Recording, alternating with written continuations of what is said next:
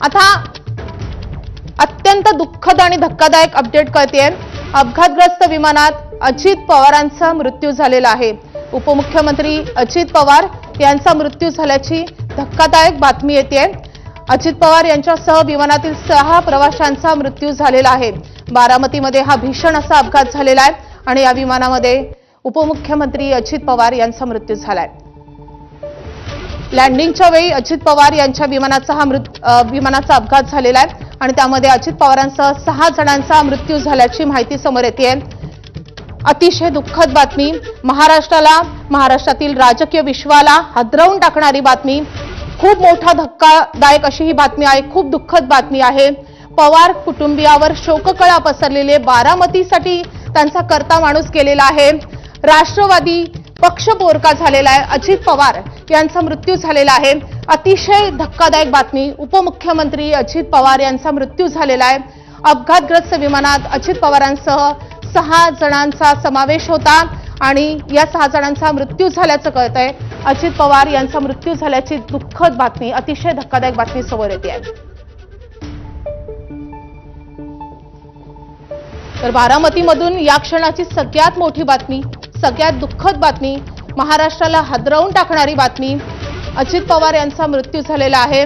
बारामतीमध्ये विमान अपघातामध्ये उपमुख्यमंत्री अजित पवार यांचा मृत्यू झाल्याचं कळतंय। बारामतीमधल्या अपघातग्रस्त विमानात अजित पवारांसह जे इतर 6 प्रवासी होते त्या सगळ्यांचा मृत्यू झालेला आहे। राज्याचे उपमुख्यमंत्री अजित पवार आता आपल्यात नाही आहेत। विमान अपघातात त्यांचा मृत्यू झालाय। खरं तर आज जिल्हा परिषदा निवडणुकांच्या प्रचाराचा धुरळा ते उडवणार होते। बारामतीमध्ये त्यांच्या प्रचार सभा होत्या, 4 सभा ते बारामतीमध्ये घेणार होते आणि त्यासाठीच ते बारामतीमध्ये पोहोचत असताना विमान लँडिंग वेळी त्यांच्या विमानाचा अपघात झाला। विमान खाली पडलं, त्यानंतर विमानानं पेट घेतला आणि त्यात उपस्थित 6 प्रवाशांचा मृत्यू झालाय। उपमुख्यमंत्री अजित पवारांचा विमान अपघातात मृत्यू झालाय। महाराष्ट्राचं मोठं नुकसान करणारी ही बातमी आहे, मोठं नुकसान करणारी ही घटना आहे। अजित पवारांचा अपघात झालाय आणि त्यामध्ये त्यांचा मृत्यू झालाय। महाराष्ट्राच्या राजकारणातला एक धुरंधर नेता, जाणता नेता म्हणून त्यांच्याकडे पाहिलं जायचं, आज ते आपल्यात नाहीये। खरंच खूप धक्कादायक अशी घटना आहे प्रज्ञा। हो, लँडिंगच्या वेळेला हा सगळा अपघात झाल्याचं कळालं, त्यानंतर असं समोर आलं की 6 जण या विमानामध्ये होते, ज्यामध्ये अजित पवारांचे सुरक्षा रक्षक आणि वैमानिक यांचाही समावेश होता।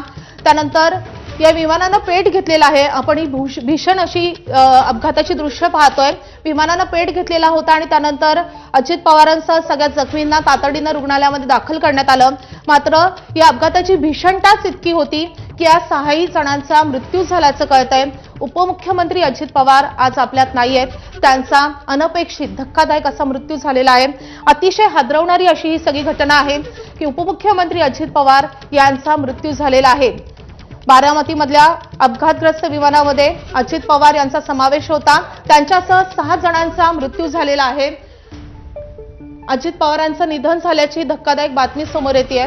उपमुख्यमंत्री अजित पवार काल मुंबईमध्ये होते, मुंबईतील कार्यक्रम आटपून आज बारामतीमध्ये प्रचारासाठी ते जात होते आणि त्यांचा मृत्यू झालेला आहे। अजित पवार हे कायमच व्यस्त त्यांच्या कार्यक्रमासाठी ओळखले जातात। पहाटेपासूनच ते त्यांच्या कार्यक्रमांना सुरुवात करायचे, पहाटेपासूनच ते सभांचा धडाका लावायचे आणि दुर्दैव म्हणजे या सभांसाठी जातानाच त्यांचा मृत्यू झालेला आहे। बारामतीमध्येच अशा रीतीनं अपघातात त्यांचा मृत्यू झालेला आहे। त्यामुळे उपमुख्यमंत्री अजित पवार हे आपल्यात नाहीत, महाराष्ट्राला हादरवून टाकणारी बातमी आपल्या समोर येते।